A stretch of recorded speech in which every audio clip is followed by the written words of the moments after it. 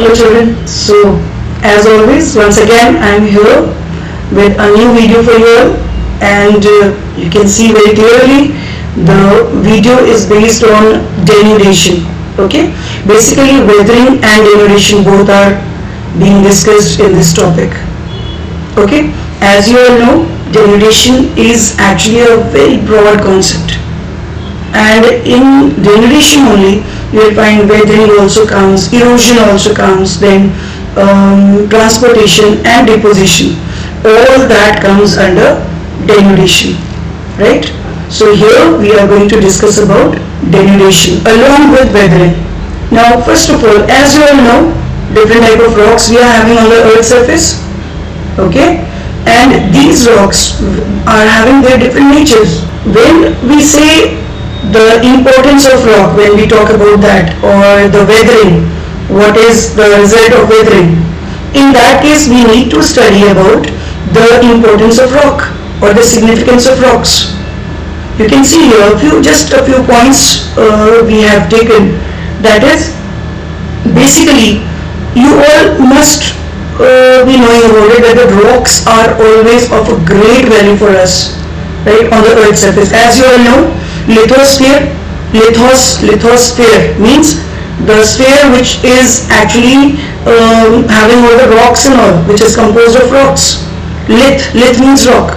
Okay, so rocks that contain a great variety of minerals like iron, like manganese, copper, then different type of minerals are there, along with several important and precious metals also, right? All these things are available from the rocks only, and basically these minerals are important raw materials for various manufacturing industries, right? So this is one thing.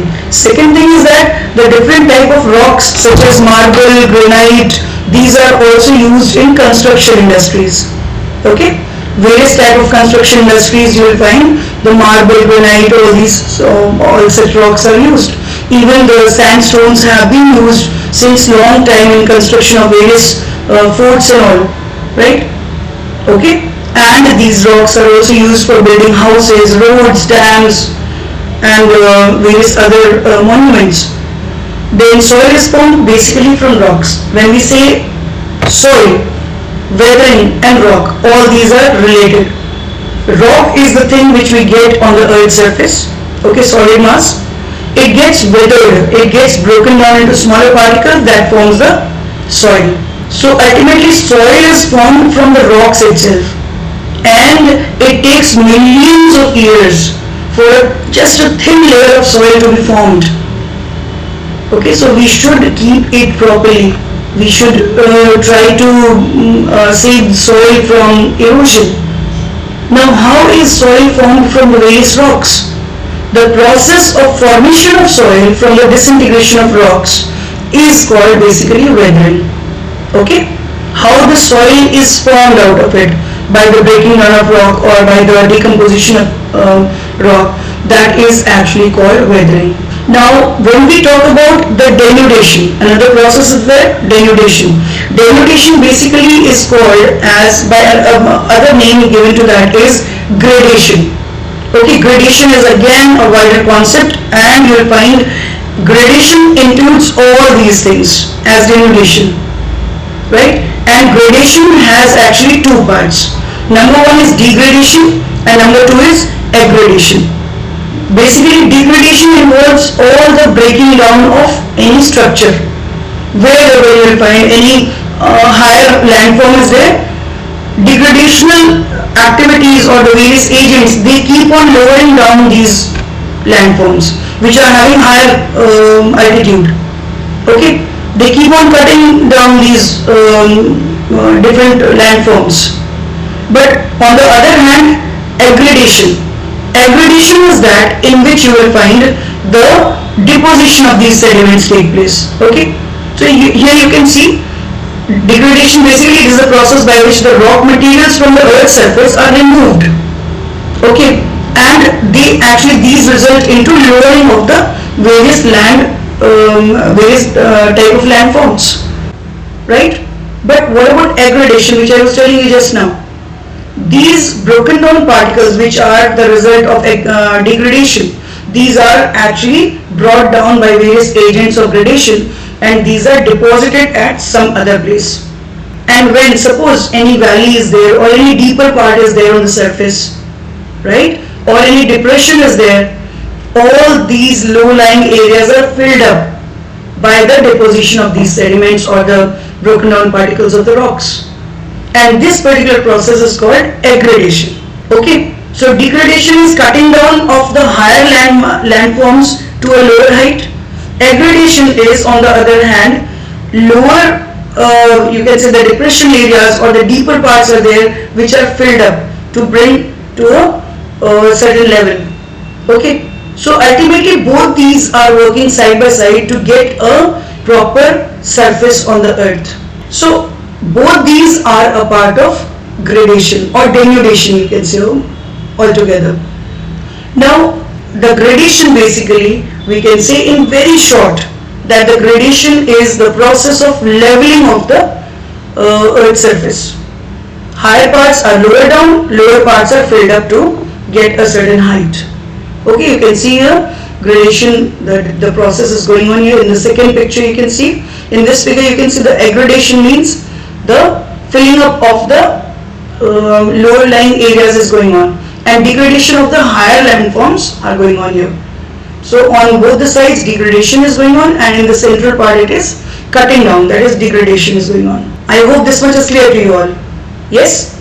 Now come to the next part of it.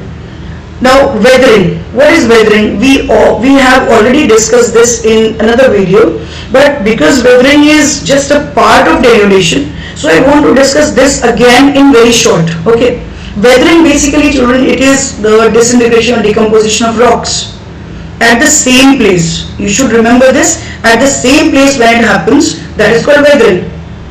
Okay, or the other way you can say it occurs in situ, right? And weathering is basically of three types. Number one is mechanical, number two is chemical, number three is biological, right? And as you all know, mechanical weathering is mainly because of the change in temperature. The high temperature and low temperature always cause the expansion and contraction of the various elements in the rocks. Okay, and ultimately it causes the loosening up of the rock structure, and that breaks, and that is called the mechanical weathering. In chemical weathering you will find the weathering take place, and in that the main role is that of the chemical changes or chemical composition of rocks change, right? Some chemical process is involved in it, in the breaking down of or decomposition of rocks. So that is called chemical weathering. Clear? Number two. Number three is biological weathering. What is biological weathering now? Biological means related to life, okay, or the living beings. It is also called as organic weathering. Now what is that? Organic weathering or the biological weathering mainly is done by the action of plants, animals, human beings, birds and all. Now after this you can see here the mechanical weathering. What are the different types of mechanical weathering? This is actually one example of the exfoliation. If you remember in one of the videos we have already discussed about weathering, the different types of mechanical weathering. In this you can see the same thing has been shown, exfoliation. This is one type of mechanical weathering in which you will find the rock, suppose it is there in the especially such desert areas where the expansion and contraction is clearly seen. Okay, and that leads to the breaking down of layer by layer. Actually it gets peeled off from the rock, and it seems this type of thing happens. Okay, in the next picture you can see, and this is also called as onion weathering because it seems just like an onion. As we take out the outer layer, again the second layer is there inside. So in this manner when it happens, that is called exfoliation. And after this the other type is frost action. Generally it is seen in the colder regions, or you can say the cold deserts or the mid latitudinal areas, where you will find the variation of temperature is again high, but in that one condition should be fulfilled, that is during night time the fall in temperature is so much that it goes below 0 degree. So what? If it goes below 0 degree, what will happen then? it will cause the water, wherever the water is present, it will cause the water to get frozen. Okay, once the water freezes, it changes into ice. That will actually lead to this type of weathering, that is called frost action, or the other way we also call it frost wedging. Okay, now what happens here, you can see, suppose a small crack is there in the rock. Okay, it is a common thing, a crack or the joint which is there in the rock. Somehow the water is there on the surface of that rock. It can be due to the rainfall, or it can be due to the dew and all, which is seen in those areas quite commonly. Now when this water is able to enter somehow within that small very thin space, what happens then? Water has entered during the daytime, right?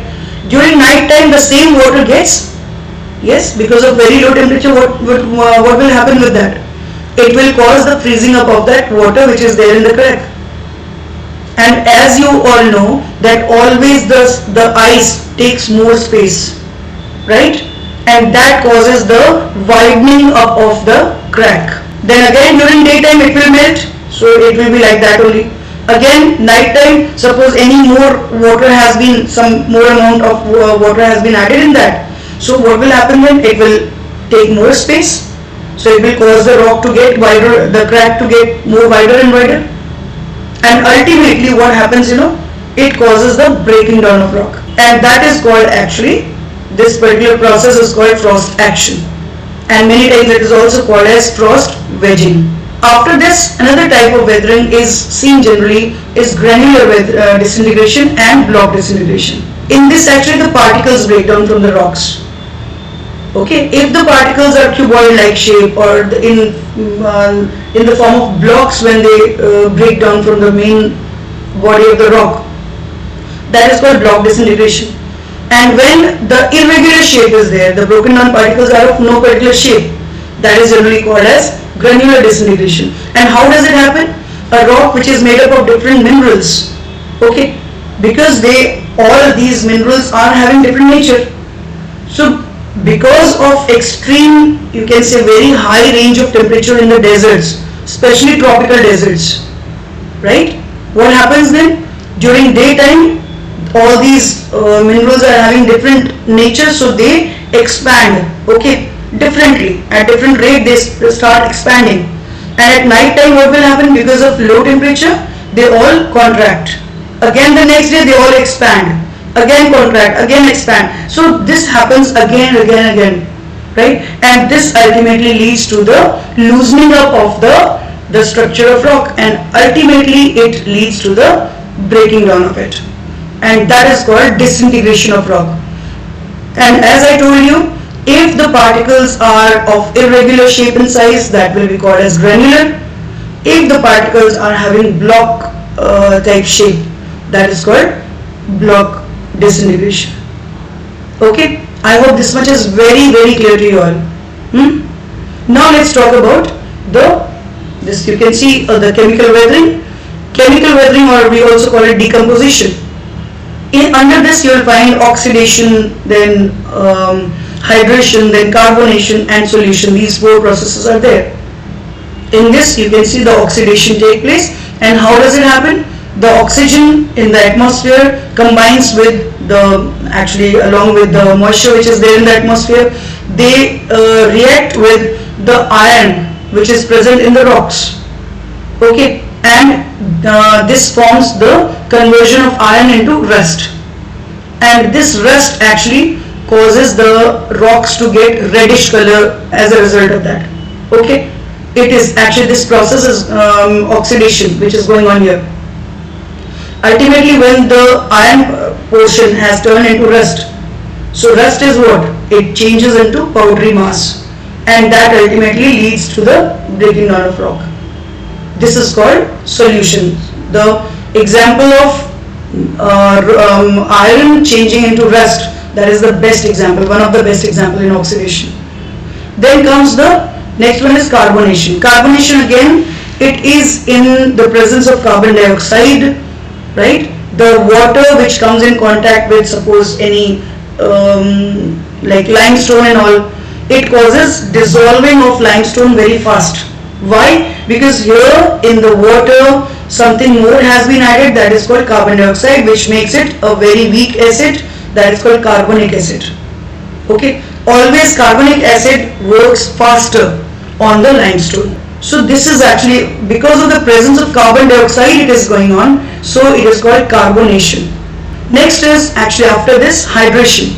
Hydration again, certain minerals are having a nature to actually expand, to get expanded as a result of the absorbing of water. When they come in contact with water, they expand and then they change into powdery mass, and this process which is caused, that is called hydration. And in this case we can give one of the examples we can discuss, that is feldspar, right?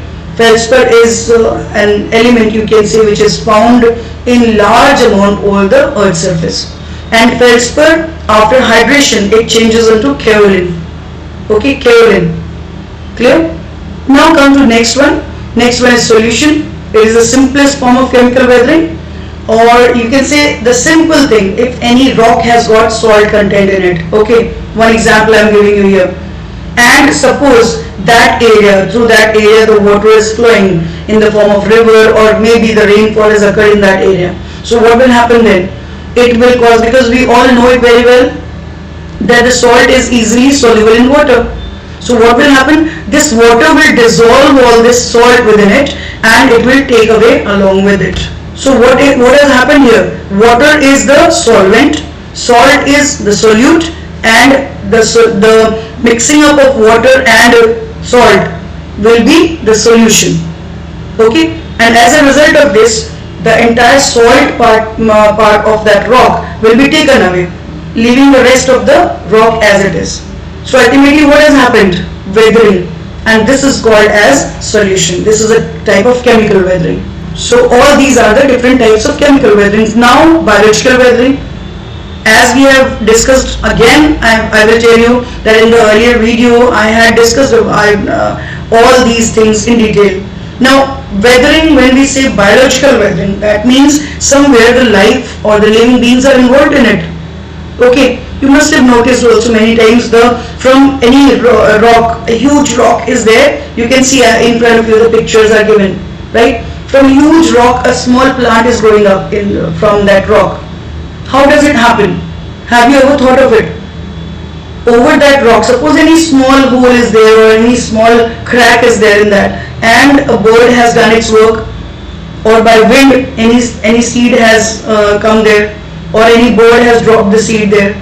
So what will happen after some time? It develops into a small plant, and then as the plant grows up, okay, you can say it turns, after some time it turns into a small tree, right?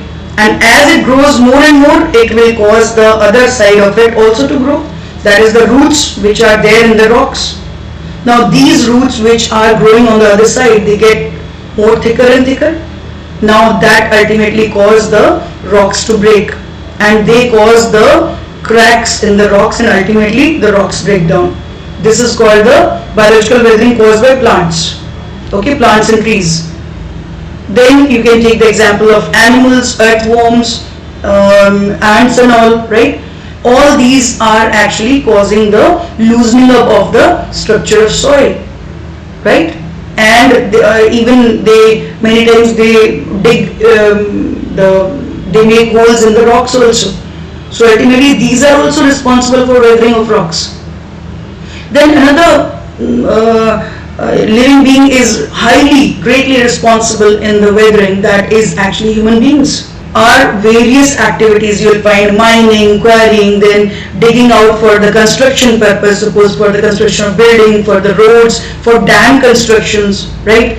Over the mountainous areas, suppose we need to construct the tunnels out of it, for that you will find. Then excavation of any land area, then the deforestation is one of the human activities which is causing the weathering to a great extent.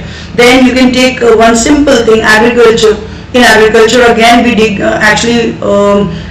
the leveling of the soil and all that. So ultimately some or the other way when we are responsible for breaking down of rocks, okay, that will be called as weathering, right? But in that case, who is responsible? Because human beings are responsible, so it is called as biological weathering caused by human beings, right? So these all are the different types of weathering. Clear? Now if you talk about the weathering, the constructive and destructive effects of weathering, one by one you can go through it. What are the constructive effects? Number one, it leads to the soil formation. Yes, we all agree with this. Without soil, agriculture would not be possible, or the vegetation where the vegetation would grow. Okay, so for that, weathering is required. Number two, it leads to exposure of new minerals. Yes, and that becomes quite easy for us to get these minerals, and for various, you can say, industries and all. Number three is it provides new landscape, right? Different type of landscape, landforms are the result of it. Like one example of that is karst topography. Karst topography is actually seen in the areas where the limestones or any such rock is there. So it leads to the different shapes to develop there. Okay, that is again a type of weathering. Clear? Then next is it provides building material like cement and limestones and all. Okay, now what can be the destructive effects? Just think of it. It may cause extensive soil erosion. Yes, that is one very important point of it. Then next is the landslides can cause a lot of destruction in the mountainous areas, right? Landslides, which are the result again of weathering, because a huge, suppose a big rock was there, it has broken down into smaller particles. Little trembling of the surface will happen, and it will cause the entire land area to get a part of landslide. So that is again going to cause a lot of destruction, because weathering has caused this to happen. Next is chemical weathering may dissolve the soluble components of soils, and this may cause soils to become infertile ultimately. So both ways it is actually having different type of effects. So this is actually weathering. When we talk about the other part of this video, that is denudation, actually we are talking about the denudation topic only, right? Now denudation involves within it weathering first of all, that is breaking down of rocks at the same place, then carrying of that broken down particles from one place to the other by various agents of erosion, or you can say the agents of gradation, and that is called transportation, erosion, and then they transport it and ultimately they deposit somewhere else, that is called deposition. So all these processes are a part of denudation. Basically denudation, it is the long term sum of processes, you can say, that cause the wearing away of the earth's surface, leading to a reduction, okay, in what? In the elevation and relief of the landforms. Various landforms are there with different elevations, these are lowered down. So these are actually, this entire process comes under denudation. Now as we talk about the four phases of denudation, there are different, just now I told you this, the same thing I was telling you, that denudation has got four different stages, okay. Number one is weathering, number two is erosion, number three is transportation, and number four is deposition. And as the process of wearing away of the, you can say, the earth causes a general lowering and leveling out of the surface, that is only called as denudation. And these all are the four different processes of it. You can see in the first figure what is given here, in the beginning at the top of the mountains or hills, the weathering is caused, right? It is carried by any of the agent of gradation, that is called erosion. In the way also it breaks, keep on breaking down the particles, that is erosion. Then ultimately it is transported to some other place, that is called transportation, and ultimately this is deposited in some other area, that is called the deposition, right? The same thing has been explained here again in this picture, erosion, then transportation, and ultimately at the end this is deposition. So these are actually the different processes under denudation. Now come to the next part of it, erosion. As we have discussed earlier, the weathering. Now erosion, what is it? It is a process by which the weathered materials, okay, weathered particles are transported to somewhere else, right? And what are the agents of erosion now?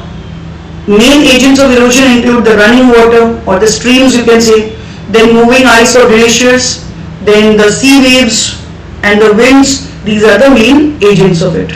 So always one thing should be very clear to you: weathering happens and it is followed by the next step, that is called erosion. You can see one example is given here in the first picture, the erosion done by water, right? First picture you can see weathering causes the rocks to break down in the first one. In the second one you can see very clearly it's given erosion and by water, okay, and it actually causes the transportation of the sediments where down the hill, okay, to the, you can say, the base of the hills or mountain. So this is actually called erosion. At the same place it was weathering, it has been removed from there, that is called erosion. Okay, in this second picture you can see the erosion is caused by the ice, or you can say the glaciers. Then in the third picture this erosion is caused by the sea waves, and fourth picture the erosion is caused by the wind. The work of wind can be seen here, right? So these are the various agents of erosion. Now here we have to discuss about the work of a river. Now basically the river is one of the main, or you can say the most important agent of denudation, okay, and in rivers, you know, the erosion and transportation, they go on simultaneously, right? Side by side both continue, okay. And how does it happen? River actually, the entire course of river can be divided into three major courses, right? Three major stages. Number one is called the young stage, number two is called the mature stage or the middle course, and third is called the old stage, or it is also called as the lower course of the river. What are the various features formed by the river in different stages? In the young stage of it, the various features which are formed are V-shaped valley, okay, gorge, or you can say I-shaped valley, and then the bigger size of it is called canyon, okay, then waterfall, then rapids, then cascade. These are the main features formed in the upper stage of the river. Now what about the second stage or the middle course of it? Floodplains, okay, meanders and oxbow. These are the features formed in the second stage of the river. Now at the end, the third stage of the river, it is also many times termed as old stage, okay, or the lower course of the river. In that you will find the deltas are formed, right? Delta, estuary. These estuary, actually it is also a type of delta only. So deltas basically are the result of it in the third stage. Now you can see in the first figure which is given here, you can see very clearly the different stages have been shown. First stage you can see when the river is coming down the mountain, okay, till the base of the mountain, or you can say the Piedmont, the base of the mountain is called the plains which are formed there. These are called Piedmont plains, right? And till the base of mountain when the rivers come, that means it experiences a, you can say it is passing through a very steep slope. So because of the slope, its speed is too much, number one. Number two is that its main work is what? Down cutting, right? Or the deepening of the valley is the main work of the river in the first stage, okay, because it has got a lot of force with it. That is why there the main work is to clear everything, whatever comes in its way. So that is the first stage of the river, or we can also call it as young stage, right? When a child is there or a youth is full with energy. So we just compare this first stage with that that stage of the life of a person, okay, young stage of the life of a person. So this is one part. As the plain enters, so the river enters in the plain area, right? As the river enters, after crossing the mountainous part, it enters the plain area. You will find the slope has become comparatively less, okay, but still some slope is there, a very gradual slope, and this makes the river to actually reduce, its speed has been reduced to a great extent, and now it is not having that much force, because it was basically because of the speed. Now because speed has been reduced, so force has been reduced. And now what is the result in the flow of river? Now the river flows very smoothly, okay, and whatever comes in its way, it just turns to one side of it, okay. Its main work is not now the deepening of the valley. Its main work has changed from deepening to the side cutting, okay, or you can say the widening of the valley. That is the main work in the second stage of the river. And as it passes through the plain area, sometimes what happens, when the rainy season is there, the river is full with water, right? And many times it happens that it crosses the bank of the river, and on both sides on the bank of the river, you will find the water overflows. So that causes flood. Okay. Again, after some time, suppose the rainy season has ended and the water again comes back to its own course. Now what happens? Whichever area that water was covering, there no more water is there, but what it has left behind, the sediments, very fine sediments are deposited there in that entire area by this water. And because these sediments are deposited because of the flood, okay, you can relate it very clearly, because it is the result of flood. So it is called the flood plain. And this flood plain is actually found in the second stage of the river. This is one feature. Number two is that now, because in the second stage, now the speed of river has become comparatively less. And when any obstruction comes in its way, suppose any higher part is there in its course, what happens then? The river, instead of clearing it away as in the first stage it used to do, now what happens here? In the second stage, just river turns to the other side. Again it comes back to its own path. Then again it turns to the other side. So ultimately you will find that it follows like the movement of a snake. Okay, just like that. It moves and it forms that type of structure. And in the lower, you can see in the second picture, second diagram, you can see here, this is meander. Okay, this part you can see, this is meander, and actually the curves which are formed, these are called the meanders, and the entire process of formation of these curves, that is called meandering, right? This is called meandering. And as a result of these curves, sometimes when the curves get very deep, so as a result of that, the river, instead of flowing to that much curved path, ultimately the river takes the direct path of it and leaving that curved path on one side. Now that curved portion is actually left with water within it, okay, and the two sides of it are blocked by the sand particles, the deposition which has been done by the river. So that forms ultimately a lake, okay, because water is there in that lake is called an oxbow lake. Okay, you can see one oxbow lake is shown in this second diagram.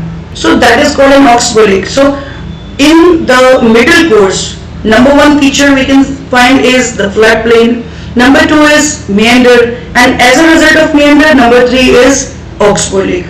So these are the features we can find in the second stage of the river. And third stage you will find the lower course. As the river goes very close to the oceans, it is almost left with it is full with load, okay, and almost its movement becomes very slow, right? It is not left with any force with it, it just keeps flowing, okay. Now what happens at that stage?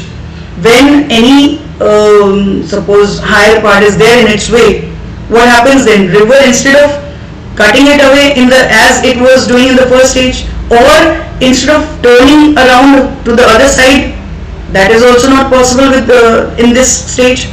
So what happens now? River just deposits all the load in its way only, there only. So once it has deposited all the load there, now where the water will go? So this water of the river gets divided into several small channels, right? And these channels, and in between the deposition, that ultimately leads to the formation of a delta. You can see here at the end the delta is formed just before joining any sea or ocean. That part of the river is called the mouth of the river. So it is found in the last stage of the river, or you can say the lower course of it. Now what about the winds? Winds generally work very actively in which areas it can work? In the arid regions, right, where the moisture is very less. So what happens there? Basically winds blow with a high speed in the desert areas. That is why we say that the best work of wind can be seen in the desert areas. because one reason is there. No vegetation is found, or very less vegetation can be seen. So obstruction is least in those areas, right? Because no obstruction is there, so winds blow freely with a high speed. This is one point. Number two is that in such desert areas, the sand particles or the loose particles of soil, these work just like, the sandpaper. You must have heard about it. Sandpaper. Just with the help of these sand particles, the winds actually erode the surface of the rocks. What is the work of sandpaper? Sandpaper is generally used to clear the, you can say, any layer of paint or the, you can say, distemper and all. If we want to clear it, we use sandpaper. Okay? Just like that, wind does its work with the help of sand particles. And as when the wind blows, you will find maximum part of the sand is carried at the lower levels. That is why you will find the rocks which were there in the desert areas, maximum erosion is seen in the lower heights. Understood? And the upper parts of the wind, you will find very less particles are taken by the wind at higher level. So less erosion naturally, it is quite natural.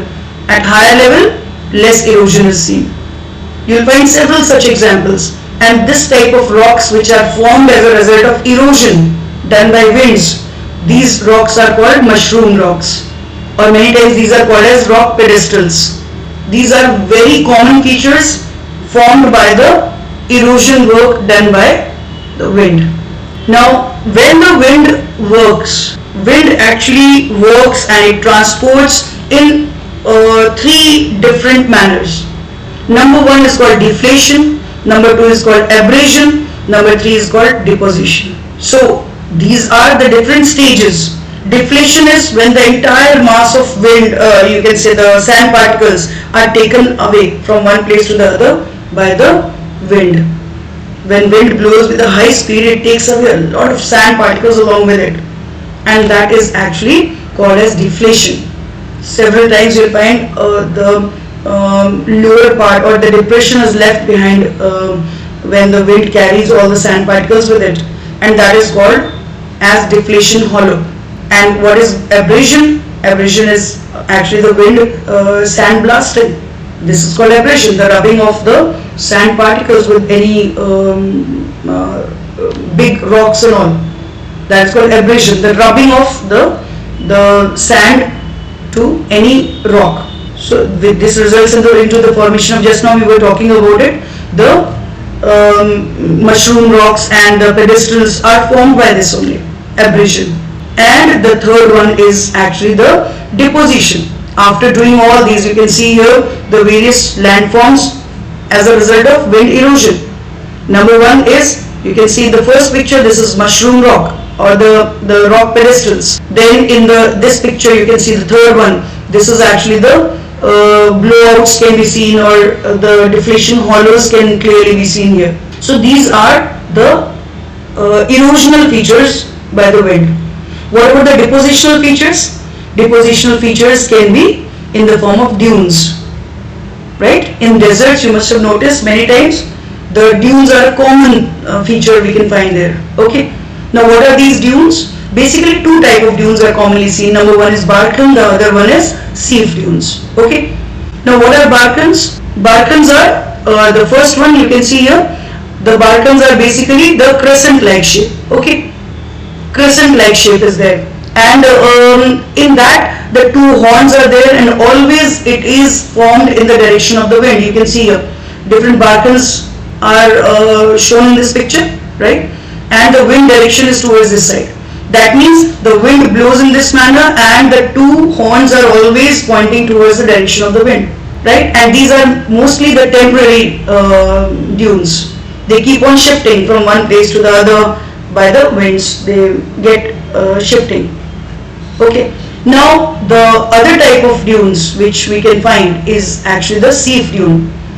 In this one you can see. Sieve dunes are basically the result of any rock structure. Parallel rock structures are there, suppose in any area, and hard rock and soft rock, then hard rock, soft rock, in this way alternate arrangement is there.